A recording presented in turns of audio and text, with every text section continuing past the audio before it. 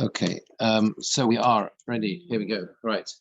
When it comes to Lech Lecha, I'm going to try and look at some different inyanim, some different ideas this week, this year, because it's always good to see some different ideas. Let me begin with a piece in Rav Hirsch. Not strictly speaking in order. Perek Yud Beis Posuk Zion. Perek Yud Beis Posuk Zion. So Rav Hirsch picks up on the when after the beginning, after the command Lech Lecha, then you have Avram goes. That's right. Pasuk Zion. Vayirah Hashem el Avram. Vayomer leZaracha etenes aretz hazos. Hashem appears to Avram and he says, "I'm going to give it to your descendants. This land." So Rav Hirsch picks up on this phrase, "Vayirah Hashem elov," and he says that the word Vayirah elov is very important. The idea is that, and here you have to. He's saying this really in the context of the 19th century when Rav Hirsch was writing his Parsha. So there were all sorts of, unfortunately, that was the era of the Bible critics and these type of people who tried to challenge the Torah. And he says you have to understand that the crucial point that's being emphasized here is Vayirah elov Hashem, that Hashem speaks to the person, and it's not something emanating within him. That's what they wanted to try and say. That's what it really means. It's from within the person. No, Vayirah elov Hashem. Hashem appears directly to him. The person is the receiver, not the creator. In that way, he says we don't understand exactly how. It doesn't say elov. No, it doesn't say elov here. Sorry, he brings Vayirah elov as well.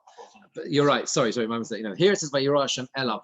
But we also find Vayirah elov, the same thing, the beginning of Vayirah, right? But the point is, But the point is that it's directly to the person, and it's not something that's emanating from within the person. There's a direct communication from Hashem, even though we cannot understand exactly how that works.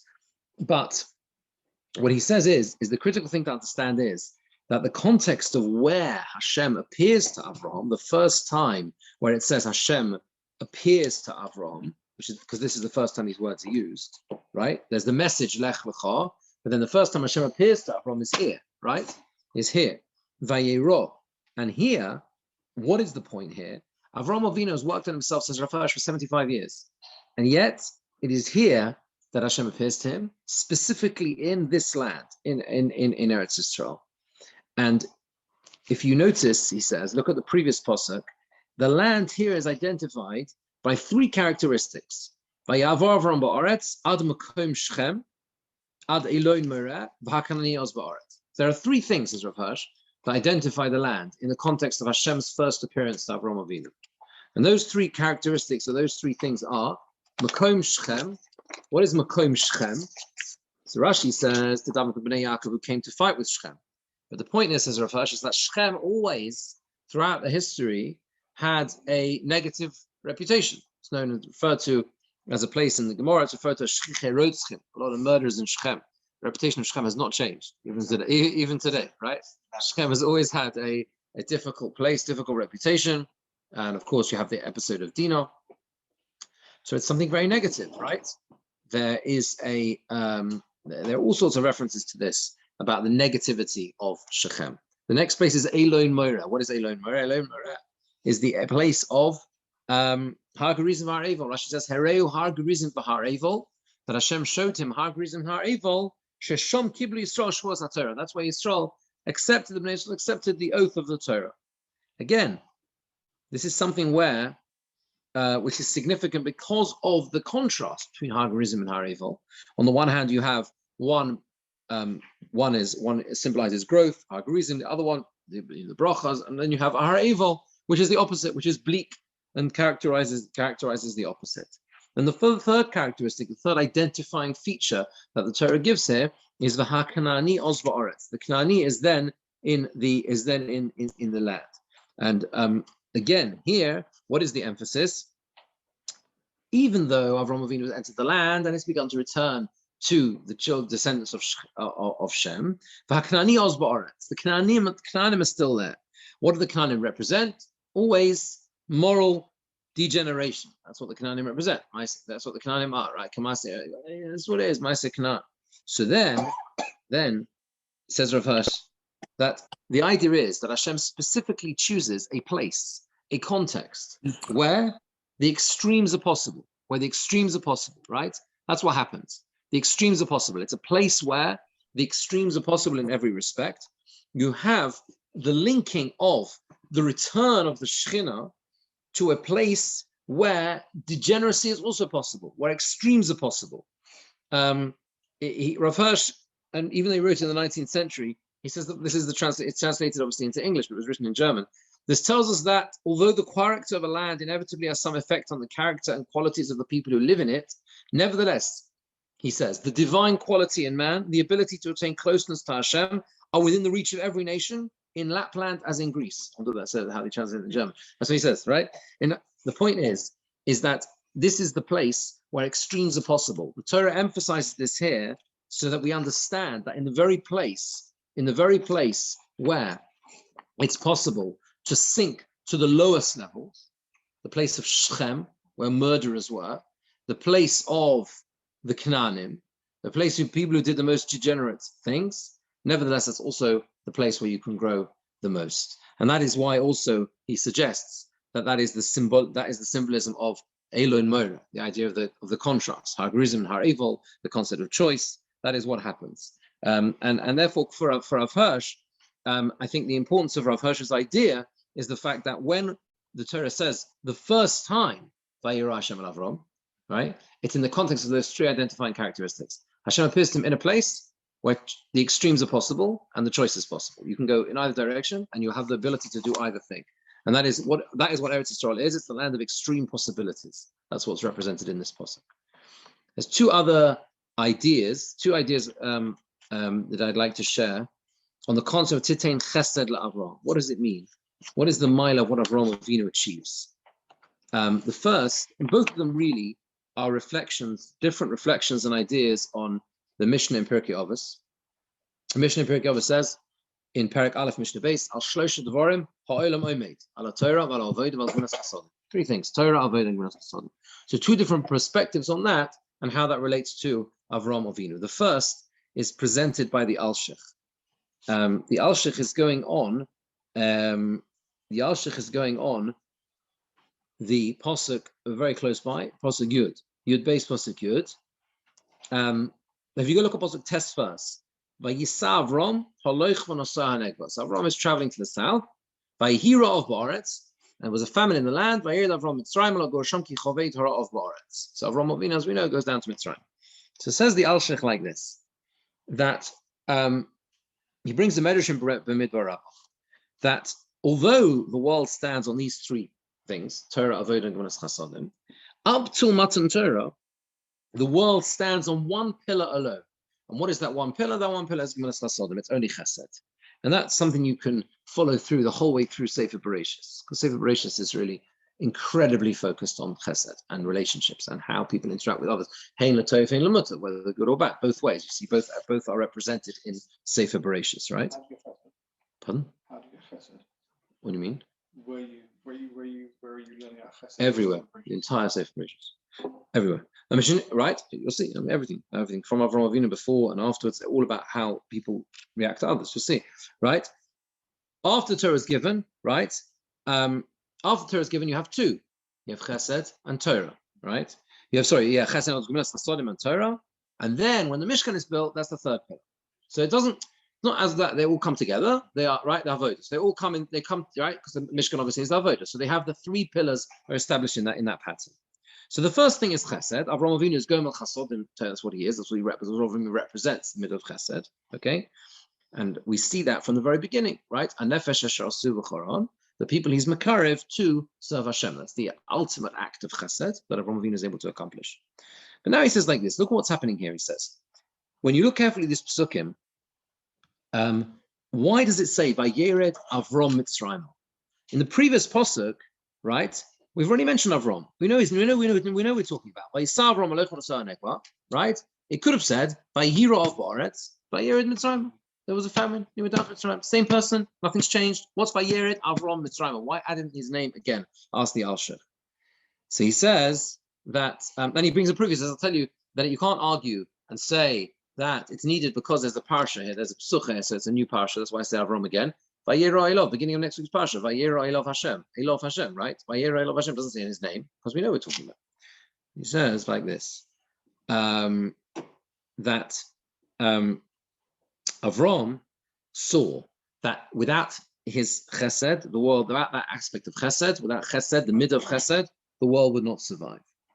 So he said to himself like this, if I stay here in the presence of the famine, even if I can support myself here, it will not be possible to fulfill those aspects of chesed that I've been doing until now with everyone else, because there just isn't the possibility to do so. In order to perform chesed, you have to have resources. And exactly, you can't be in a place of ra'av, of famine, yeah, and still perform chasodim. And therefore, that is why the prime Avraham Avinu decides to go down to Mitzrayim so that he can continue his acts of chesed. He goes to Mitzrayim in order specifically to be able to continue chesed. And that's why it says the Alshech, right? That he brings the Gemara in Bracha stuff, Gimel Amud Aleph, which says that Avram's name change is Vayki Av Hamoin Goyim. At the beginning, you were Av Libnei Medinoscha, you are a father for your people, and now you become a father for the whole world. What does the name Avram represent? When he's Avram La'arza, he's a father for his nation, his people. He was a father for them to feed them and to bring them under the wings of the Shekhinah. And at this stage, he's Avram, but he has a responsibility. He feels a sense of responsibility to his people. And therefore, Vayhira of Oretz, Vayered Avram Mitzrayim, because he's Avram, he has a responsibility. He's Avla Arom. He's a father for the people who he is able to influence where he is, not yet Av Hamon Goyim, right, for everyone else, but he's for his people. He sees a sense of responsibility, and therefore he goes down to Mitzrayim. And here says the Alshech in a beautiful contrast, right? It's the exact opposite to what happens many years later in another context of famine. What does Elimelech do? Megillas Rus. The exact opposite, right? There's a famine, and what does he do? What? Yeah, exactly, right? He does the exact opposite, right? He leaves the land to not do chesed. That's why he leaves. He leaves because where he is, they're all going to fall on him because there's a famine. So he runs away to Moab so that he doesn't have to do that chesed. And Avraham Avinu is the opposite. Avraham Avinu runs to Mitzrayim because there he's got the ability, presumably with other refugees. Interesting why he didn't get the same picture in Moab, but other refugees presumably going to Mitzrayim, right?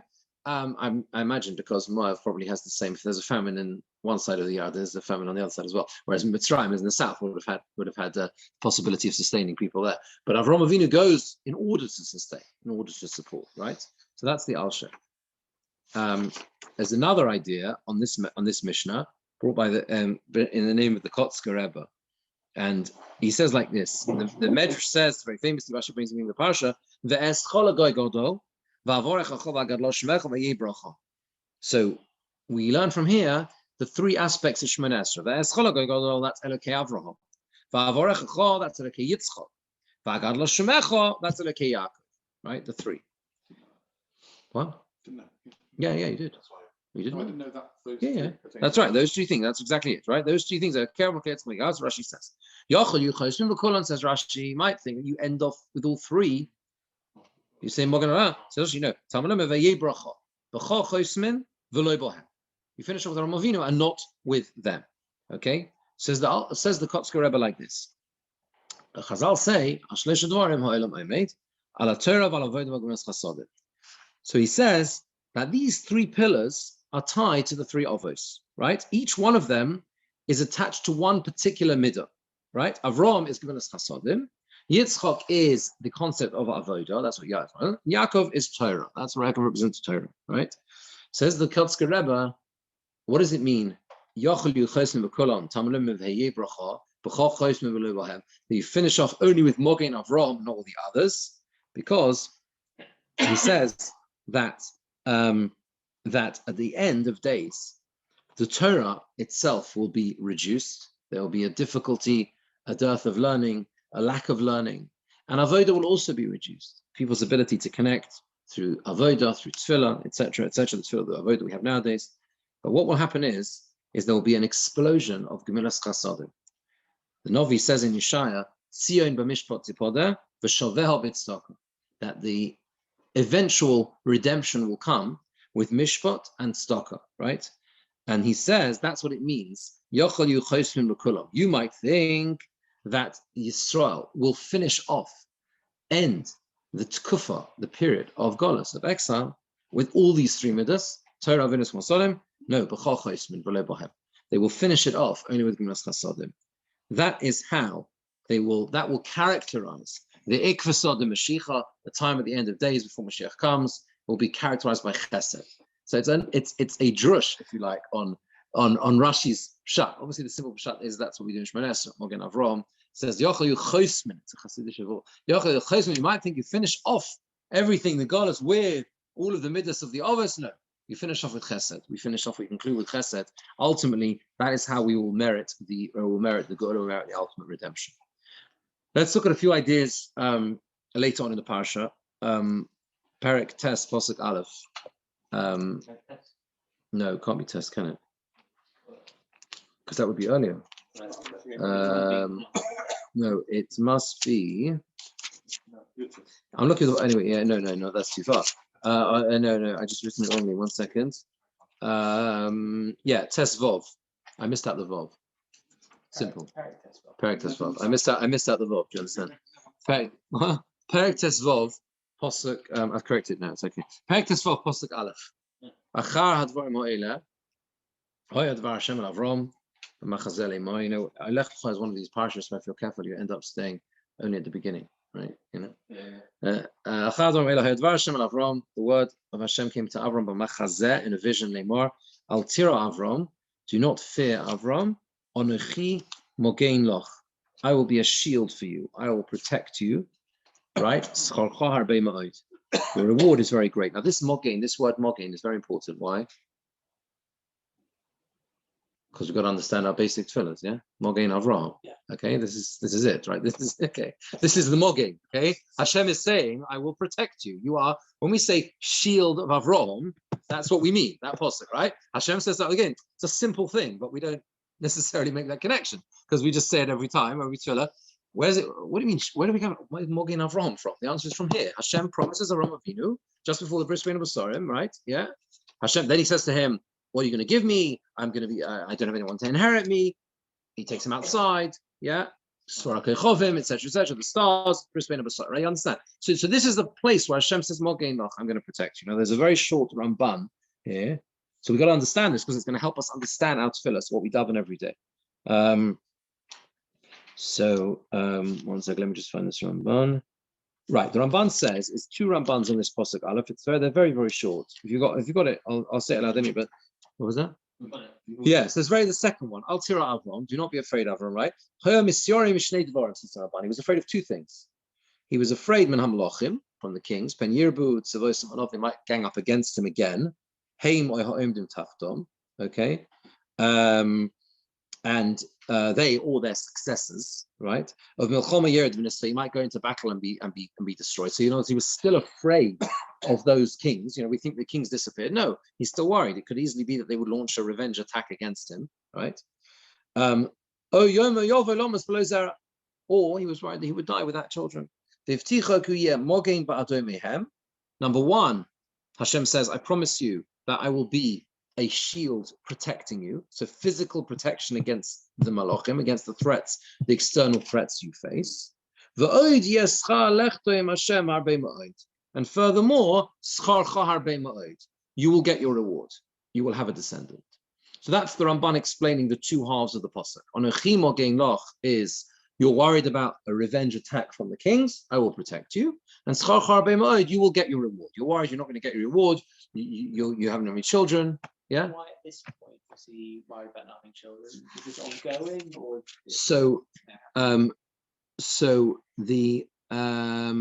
This is actually Rashi answers your question. So Rashi says like this: the pasuk says "Achar hadvarim ha'eleh," after these events. That means this is directly after the battle, after the war. Rashi says, there was a miracle, he killed the malachim. Maybe I've received my reward, all my righteousness. Don't be afraid, Avram. I'm going to protect you from punishment. You're not going to be killed on any of those souls that you have killed. And that which you are worried about receiving a reward. In other words, Avram is worried now that maybe he's used up all his chesed, right? This is a common theme in Bereshis, right? There's also a theme with I think Yaakov is also concerned about that. Exactly, that's right. So in other words, that's why now he needs a reassurance that he will have a great reward. Also there's this idea of he says Holech Oriri, all I'm left with is this Ben Meshek basically, which was understood to be Eliezer. So Eliezer has also been involved in the battle as well. So Avraham Avinu is now saying, all I've got left is this person to look after. I don't have anyone to inherit me. There's no one to inherit. So the context is important here. It's also the possible figure of Ma'idah. This is the punishment. But Ma'idah Kiroshana, he says yes. This is the whole 410 years. Yeah, that comes later. Yeah, it comes after. Yeah, but I want to show you just here what the Emes Yaakov says. Yaakov Kamenetsky says on this Ramban. Okay, he brings the Ramban and he says, according to this Ramban, Mavua, it's understandable that the pshat is like this. First, Hashem helped him be victorious against the king. So,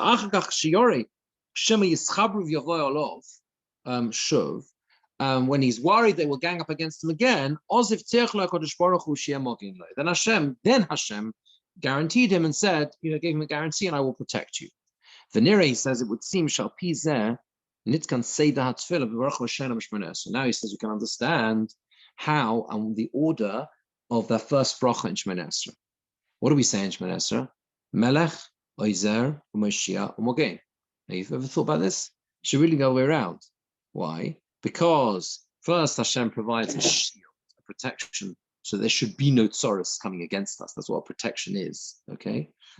And after that, if there is a gezerah that it will come, then Hashem helps and saves. The shield should come first. Why do we see Melech, Oizer, Moshiach, Mogain? First, it should be the Mogain, the shield, the protection. There'll be nothing that happens to you.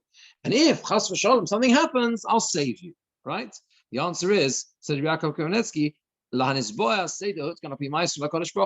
it follows exactly the pattern and what happened with Hashem and Avraham Avinu, because originally Hashem helped him and saved him from the kings.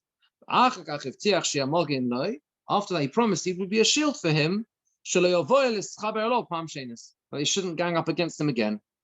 And that is why we finish off with the words Mogen Avraham, because always you've got to have the end of the request is the bakasha, the end, the bracha at the end is always connected to the end of the statement immediately before the bracha. So we say Melech, Ozer, and Mashiach Mogen, because it was in that order. Ozer, Mashiach, and even afterwards Hashem protected Avraham. Baruch Hashem Mogen Avraham. That's why we say Mogen Avraham. So it provides a literally the explanation of what we say every day, which is very useful to understand, right? And it shows you also how carefully the tefillahs are worded around Avraham Avinu, around the life of Avraham Avinu, right? So and the idea of the notion of Mogen, of being Hashem being a protective force for Avraham Avinu. There's a very brief chizkuni which you may or may not have in there. If you do, it's often at the back. There's a very short chizkuni on Posuk Yud Aleph. Again, Parak Tesvav Posuk Yud Aleph. What does it say? It says, when the bris bein habasarim, he takes the various pieces in the animals and he cuts them in half, because that's the idea of the bris, the covenant. Yeah, it's cut in half. Rashi explains exactly this is how that's how you make a bris. Rashi says derech kurse bris lechalik behema. The way of people make a covenant is to divide an animal in two and to walk between the parts. Right? He brings a pasuk in Yirmiyahu Hanavi, which says ha'ovrim bein bisrei ha'egel. You pass between the parts. That's what's going on here with Avraham Avinu. And it says, but he didn't divide the beaten by the bird. And then there was this ayat, was this a bird of prey that descends on the carcasses by Yasheva Som Avram. They came down, these birds trying to take them, and Avram sort of like drives them away. And this is a bit of a difficult pasuk to understand, because it seems to be that it's just focusing on a very like practical sort of side detail that if you've got carcasses of dead animals, you're going to get birds of prey or birds, right, trying to eat the carcasses, and Avraham is needed to brush them away. So it's a bit difficult why the Torah says this pasuk. Rashi deals with this and says, Remes Yovei David ben Yishai lechalosom. It's a hint that David ben Yishai will come to destroy them. Because Rashi learns that these are all referring to the nations of the world. This is the symbolism of all the different animals, and they're all ganging up against the Bnei Yisrael. And ultimately, David HaMelech will try to destroy them, but he won't be allowed to until Mashiach comes. That's why Yashiv is son of Avraham. Avraham tries to drive away, right? Tries to drive them away, but he won't be able to until to drive away the birds of prey. But they will continually suffer attacks until Mashiach comes, right? The Chizkuni says like this: Le'inyan chashivus shel Avram nichtov mikra. The pasuk was written concerning the importance of Avram. Vayered ha'ayet al hapigarim. The ayat, the bird of prey, descends to lachtof min habosa shel hapigarim k'mena goifus, to grab the meat like birds do. Avram toreach lenashim, and Avram worked hard to brush it, to drive it away, and to sort of prevent it happening. And wait until the Shekhinah would pass through the pieces to fulfill the bris, to fulfill the covenant. The Chizkuni, therefore, is learning something totally differently. The Chizkuni understands that Avram works hard here to prevent the birds of prey attacking the pieces until the moment when the Shekhinah, so to speak, passes between and the covenant is established. And the idea I saw suggested was that you can have in life many moments of inspiration, and many times when you feel there's a pinnacle of inspiration, something special is going to come, something important is going to happen, which is exactly what's happening here for Avraham Avinu.